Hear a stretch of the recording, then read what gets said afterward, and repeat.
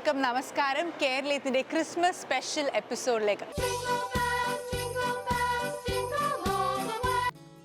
മഴയിലും വെയിലിലും കണ്ടു,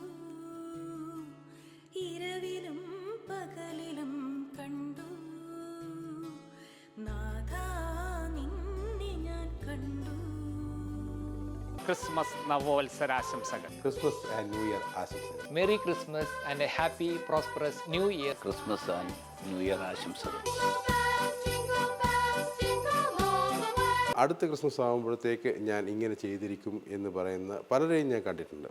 എൻ്റെ ഈ ആഗ്രഹങ്ങളാണ് പലപ്പോഴും നമ്മളെ മുന്നോട്ട് നയിക്കുക എന്ന് പറഞ്ഞു കഴിഞ്ഞാൽ, നമുക്ക് ആഗ്രഹങ്ങളില്ലെങ്കിൽ നമുക്ക് എന്തിനു വേണ്ടി നമ്മൾ ട്രൈ ചെയ്യുന്നു എന്നൊരു എയിം നമുക്കുണ്ടാവില്ല.